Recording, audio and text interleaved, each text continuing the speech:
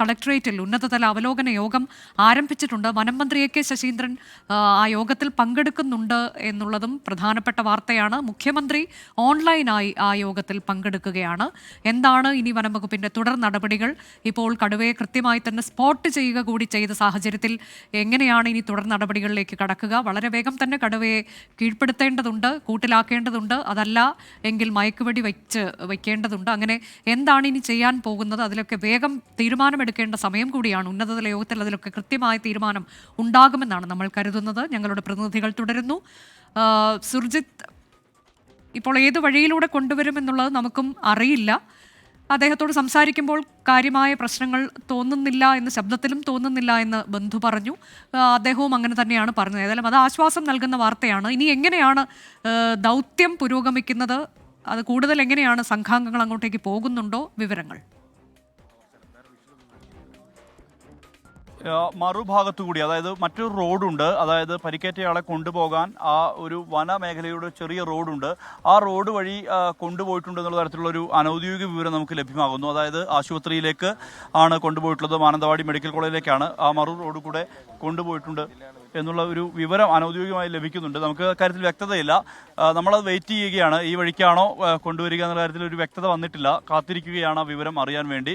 എന്തായാലും അല്പസമയത്തിനകം തന്നെ അതിലൊരു സ്ഥിരീകരണം ഉണ്ടാകും. കൊണ്ടുപോകുന്നത് മാനന്തവാടി മെഡിക്കൽ കോളേജിലേക്കാണ്. ആ മെഡിക്കൽ കോളേജിൽ ചികിത്സാ സൗകര്യമെല്ലാം തന്നെ സജ്ജമാക്കാനുള്ള നിർദ്ദേശം ഇതിനകം തന്നെ നൽകിയിട്ടുണ്ട്. ഗുരുതരമല്ല പരിക്ക് എന്നുള്ള സ്ഥിരീകരണം ഉണ്ടായിട്ടുണ്ട്. അത് ആശ്വാസകരമാണ്. വിജിൻ എന്ന് പറയുന്ന നമ്മളോട് നേരത്തെ പ്രതികരിച്ച ഈ ജയസൂര്യയുടെ സുഹൃത്ത് തന്നെ ഇക്കാര്യത്തിൽ വ്യക്തത തന്നിട്ടുമുണ്ട്. അദ്ദേഹം പറയുന്നത് ഗുരുതരമല്ല പരിക്ക് എന്ന് പറഞ്ഞിട്ടുണ്ട്. കൈക്കാണ് പരിക്കേറ്റത്. അതായത് ഈ കടുവ മാന്തുകയാണ് ഉണ്ടായത് എന്നുള്ള തരത്തിലുള്ള വിവരമാണ് നമുക്ക് ലഭ്യമാവുന്നത്. എന്തായാലും കൂടുതൽ അവിടേക്ക് പോയ പോലീസ് ഉദ്യോഗസ്ഥരൊക്കെ ആ വഴിക്ക് അവിടെ നിന്ന് വരുന്നുണ്ട്. നമ്മൾ കാത്തു നിൽക്കുന്നു. എന്താണ് സംഭവിക്കാൻ പോകുന്നതെന്ന് അറിയാൻ നമ്മൾ കാത്തു നിൽക്കുന്നു. എന്താണ് സംഭവിക്കാൻ പോകുന്നതെന്ന് അറിയാൻ നമ്മൾ കാത്തു നിൽക്കുകയാണ്. കൂടുതൽ അവിടേക്ക് പോയ പോലീസ് ഉദ്യോഗസ്ഥർ അവിടെ നിന്നും മടങ്ങിയെത്തുന്ന വരുന്നു. വാഹനം വരുന്നുണ്ട്. വഴി മാറി വാഹനം വരുന്നു. ആളുമായുള്ള വാഹനം വരികയാണ്. പരിക്കേറ്റ ആളുമായുള്ള ആ വാഹനം മാനന്തവാടി മെഡിക്കൽ കോളേജിലേക്ക് ഇതുവഴി കടന്നു വരുന്നു. നമുക്കത് കാണാം, ദൃശ്യത്തിൽ കാണാം. അങ്ങനെ ഇരിക്കുകയാണ് വാഹനത്തിൽ. ഇരിക്കുകയാണ്, വാഹനത്തിൽ ഇരിക്കുന്ന നിലയിലാണ് കാണുന്നത്. അപ്പോൾ അതിനർത്ഥം പരിക്ക് ഗുരുതരമല്ല എന്നുള്ളത് ആശ്വാസകരമായ കാര്യം. അത്ര വലിയ ഗുരുതരമായ രീതിയിലുള്ള പരിക്ക് ഇല്ല എന്നുള്ള തരത്തിൽ ആശ്വാസകരമായ കാര്യം. എന്തായാലും ഇതുമായി ബന്ധപ്പെട്ട്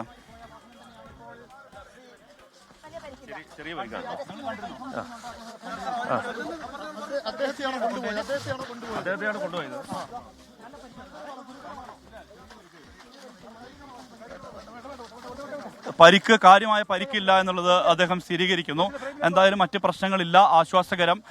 ഇരുന്നാണ് പോകുന്നത്. ഗുരുതരമല്ല പരിക്ക് എന്നുള്ളത് ആശ്വാസകരമായിട്ടുള്ള കാര്യമാണ്. അത്ര കണ്ട് വലിയ പ്രശ്നങ്ങളില്ല എന്നുള്ള തരത്തിലുള്ള വിവരമാണ് നമുക്ക് ലഭ്യമാവുന്നത്. അദ്ദേഹം സ്പോട്ട് പോയോ? ഇല്ല, ഞാൻ കുറച്ച്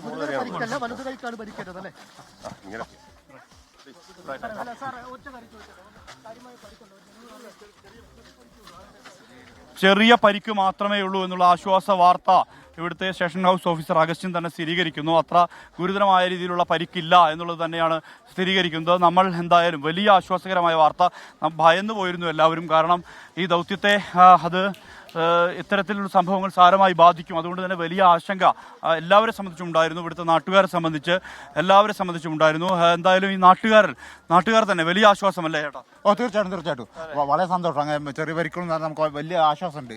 കാരണം അങ്ങനെ മറ്റൊരു ദുരന്തത്തെ കുറിച്ച് നമുക്കത് സഹിക്കാൻ പറ്റാത്ത കാര്യമാണ്. നമ്മൾ ഇപ്പോൾ എന്താണ് പറയുമ്പോൾ ഒരു ജീവൻ നമുക്കിപ്പോൾ നഷ്ടപ്പെട്ടു കഴിഞ്ഞു. ഇപ്പോൾ മറ്റൊരു ജീവൻ കൂടി നഷ്ടപ്പെടാന്ന് വെച്ച് കഴിഞ്ഞാൽ അങ്ങേയറ്റം ദുരന്താത്മകമായ കാര്യമാണ്. തീർച്ചയായിട്ടും അങ്ങനെ ചെറിയ പരിക്കോട് കൊണ്ട് മുപ്പര് രക്ഷപ്പെട്ട് നമുക്ക് വലിയ സന്തോഷം നൽകുന്നുണ്ട്. തീർച്ചയായിട്ടും തീർച്ചയായിട്ടും വല്ലാണ്ട് ഭയന്നു പോയി. ഓൾറെഡി ഒരു പ്രയാസം കഴിഞ്ഞിരിക്കുന്നതേ ഉള്ളൂ. ഈ മറ്റൊന്നും കൂടി വന്നു കഴിഞ്ഞാൽ ഇപ്പോൾ ഈ അറട്ടി വനമ്പോൾ ആരായാലും മനുഷ്യജീവനല്ലേ, എല്ലാ ജീവന്റെ വില നമുക്കറിയാവുന്നല്ലേ. അതുകൊണ്ട് രക്ഷപ്പെടുന്നത് വളരെ സന്തോഷമുണ്ട്. കുഴപ്പമൊന്നുമില്ലാത്ത രീതിയിൽ വലിയ ആശ്വാസം പ്രകടിപ്പിക്കുന്നു ആളുകൾ എന്നുള്ളതാണ്. നമുക്കും കൂടുതൽ വനംവകുപ്പ് വാഹനങ്ങൾ അവിടെ നിന്ന് വരുന്നുണ്ട്. അവിടെ നിന്ന് വാഹനങ്ങൾ വരുന്നു കൂടുതൽ.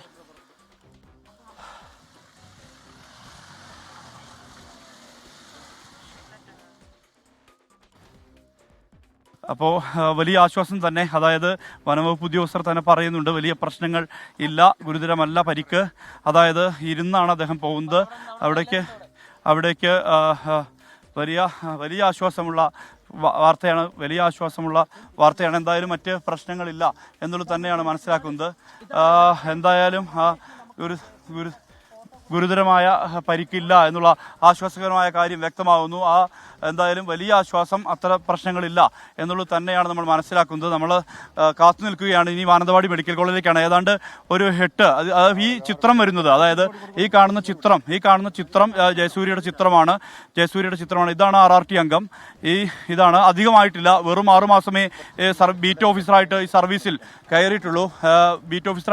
കയറിയിട്ട് അധിക സമയമായിട്ടില്ല. എന്തായാലും ആൾക്ക് ഗുരുതര പരിക്കില്ല. വലതു കൈക്ക് മാത്രമാണ് പരിക്ക്. ചെറുതായി കടുവ മാന്തിയിട്ടുണ്ട്, അത്രമാത്രമാണ്. എന്തായാലും ആ ഒരു ആശ്വാസ വാർത്ത ഈ ബീറ്റ് ഓഫീസറായിട്ടുള്ള അദ്ദേഹത്തിന്, അതായത് ജയസൂര്യക്ക് പരിക്കില്ല. ഇതാണ് ആ ഓഫീസർ, ഗുരുതരമായ പരിക്കില്ല. നമ്മുടെ കൂടെ ഹാഷിം കൂടി ചേരുകയാണ്. ഹാഷിം ഇവിടുത്തെ മാധ്യമ പ്രവർത്തകനാണ്. ഹാഷിം ഈ പ്രദേശവാസിയാണ്. അദ്ദേഹം തലപ്പുഴ സ്വദേശിയാണ്. ഹാഷിം, വിവരങ്ങൾ എന്തൊക്കെയാണ്? അറിയുന്ന വിവരങ്ങൾ പങ്കുവെക്കും. ഞാനിപ്പോൾ അറിഞ്ഞതനുസരിച്ച് ചെറുക്കന് ചെറിയ പരിക്ക് മാത്രമേ ഉള്ളൂ. വലത് കൈക്കാണ് പരിക്കേറ്റത്. പരിക്ക് ഗുരുതരമല്ല. ജയസൂര്യ ഇപ്പോൾ വാഹനത്തിൽ കടന്നു പോകുമ്പോൾ തന്നെ ഇരുന്നിട്ടാണ് പോയത്. ഇപ്പോൾ പരിക്ക് ഗുരുതരമല്ല എന്നുള്ളതാണ് ഇപ്പം അറിഞ്ഞിട്ടുള്ളത്. ഇല്ല, അത് പറ്റിയുള്ള സ്ഥിരീകരണമൊന്നുമില്ല. അവരുടെ സുഹൃത്താണ്. മക്കിമല സ്വദേശിയാണ്. കഴിഞ്ഞ 1 വർഷമായിട്ടാണ് ഈ ഡിപ്പാർട്ട്മെന്റിലേക്ക് കയറിയിട്ടുള്ളത്. എന്തായാലും ആ ആശ്വാസ വാർത്ത പങ്കുവെക്കുകയാണ്. ഇവിടെ നിന്നും ഇപ്പോൾ നമുക്ക് നൽകാൻ കഴിയുന്ന ഏറ്റവും പ്രധാനപ്പെട്ട വിവരം അതൊരു ആശ്വാസ വാർത്ത തന്നെയാണ്. ശരിക്കും ഭയന്നു പോയിരുന്നു. ഈ നാട്ടുകാർ ഉൾപ്പെടെയുള്ളവർ വല്ലാതെ ഭയന്നിരുന്നു. കാരണം എന്തെങ്കിലും തരത്തിലുള്ള ഒരു ദുരന്തം ഇനി താങ്ങാൻ കഴിയുകയില്ല. നമുക്കൊരു ഹുസൈൻ്റെ അനുഭവമുണ്ട്. പാലപ്പിള്ളിയിൽ ഈ ദൗത്യത്തിനിടെ 2022 സെപ്റ്റംബറിലാണ് ഹുസൈന് പരിക്കേൽക്കുന്നത്. അത് വല്ലാത്ത, അതായത് ഈ ഡോക്ടർ അരുൺ സക്രിയയുടെ RRT ടീമിലെ അംഗമായിരുന്നു അദ്ദേഹം. എന്തായാലും അദ്ദേഹം പിന്നീട് ഈ ആശുപത്രിയിൽ ചികിത്സയിൽ കഴിയുന്നതിനിടെ മരിക്കുകയായിരുന്നു. അതായത് ഏറ്റവും ധീരനായ ഒരു RRT അംഗം എന്നുള്ള തരത്തിലാണ് ഹുസൈനെ അടയാളപ്പെടുത്തിയിരുന്നത്. അത്തരത്തിലുള്ള സമാനമായ ദുർഘടമായ നിമിഷങ്ങളിലൂടെ ഈ വനംവകുപ്പ് ഉദ്യോഗസ്ഥർ കടന്നു പോകുന്ന ഒരു കാഴ്ച കൂടിയാണ് നമുക്ക് ഇവിടെ കാണാൻ കഴിയുന്നത്. കാരണം കടുവയാണ്. സ്വാഭാവികമായും ആ ഒരു ആശങ്ക നിലനിൽക്കുന്ന പശ്ചാത്തലമുണ്ട്. ഇതിനിടയിലാണ് ഇങ്ങനെയൊരു സംഭവം റിപ്പോർട്ട് ചെയ്യപ്പെടുന്നത്. പക്ഷേ അദ്ദേഹത്തിന് കാര്യമായ പരിക്കില്ല. ചെറുതായി മാന്തിയ പരിക്കാണുള്ളത്. ഷീൽഡ് കൊണ്ട് കടുവയെ തടഞ്ഞു എന്നുള്ള തരത്തിലുള്ള വിവരം നമുക്ക് ലഭ്യമാകുന്നു. ഇനി മാനന്തവാടി ആശുപത്രിയിലാണ് നടക്കേണ്ടത്. മാനന്തവാടി ആശുപത്രിയിലേക്ക് ഈ വാഹനം പോയിട്ടുണ്ട്. അതിലൊരു സ്ഥിരീകരണവും ഉണ്ടാകേണ്ടതുണ്ട്. ഇനി എങ്ങനെയാണ് ഇത് സംഭവിച്ചത് ഉൾപ്പെടെയുള്ള സ്ഥിരീകരണം മാനന്തവാടി മെഡിക്കൽ കോളേജിൽ നിന്ന് അഭിജിത്ത് മുഴക്കുന്ന അല്പസമയത്തിനകം നമുക്ക് ലഭ്യമാക്കും. അവിടേക്ക് അല്പസമയത്തിനകം മാനന്തവാടി മെഡിക്കൽ കോളേജിലേക്ക് എത്തിച്ചേരുമെന്ന വിവരമാണ് അഭിജിത്ത് മുഴക്കുന്ന് നമുക്ക് അവിടെ നിന്ന് നൽകുന്നത്. അഭിജിത്ത് ഉണ്ട് വിശദാംശങ്ങളുമായി. അഭിജിത്ത്, അങ്ങോട്ടേക്ക് എപ്പോഴെത്തുമെന്നുള്ളതാണ്? അവിടെ എല്ലാം സജ്ജമാണല്ലോ.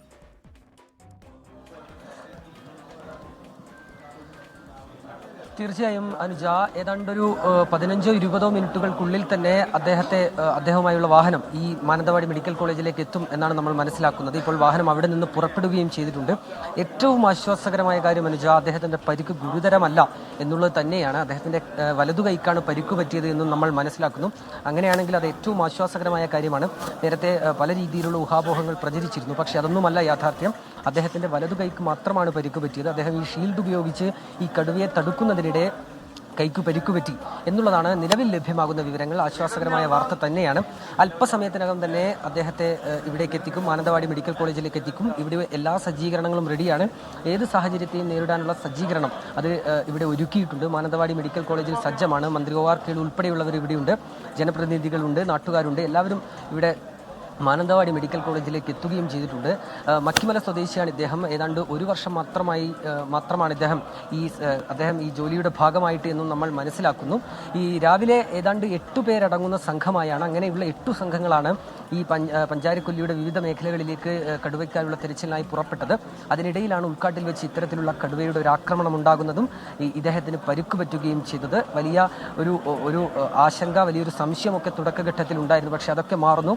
അദ്ദേഹത്തിൻ്റെ വലതു കൈക്ക് മാത്രമാണ് പരിക്ക് പറ്റിയത്. അതും ചെറിയ പരിക്കാണ് എന്നുള്ള കാര്യം, അത്തരത്തിലുള്ളൊരു വിവരം പുറത്തു വരുമ്പോൾ ആശ്വാസകരമായ കാര്യം തന്നെയാണ്. ഒപ്പം തന്നെ ആ മേഖലയിൽ തന്നെ കടുവയുടെ സാന്നിധ്യമുണ്ട് എന്ന് ഈ വനം വകുപ്പിന് മനസ്സിലാക്കാൻ കൂടി കഴിഞ്ഞിരിക്കുന്നു എന്നുള്ളതാണ് മറ്റൊരു പ്രധാനപ്പെട്ട കാര്യം. മറ്റ് നടപടികൾ ഇതിനെ വെടിവെക്കുന്നതടക്കമുള്ള നടപടികളിലേക്ക് ഏറ്റവും വേഗം തന്നെ വനം വകുപ്പ് ഉദ്യോഗസ്ഥർ കടക്കുകയും ചെയ്യുമെന്നും നമ്മൾ ഈ ഘട്ടത്തിൽ മനസ്സിലാക്കുകയാണ്. അനുജ, ഏതാണ്ട് 5-6 കിലോമീറ്ററുകൾ മാത്രമാണ് അവിടെ നിന്ന് ഇവിടേക്കുള്ള ദൂരം. അതിനാൽ തന്നെ ഒരു 15-20 മിനിറ്റിനുള്ളിൽ ഈ പരിക്കുപറ്റിയ ആളുമായി ഈ വാഹനം ഇവിടേക്ക് എത്തുകയും ചെയ്യും. അനുജ.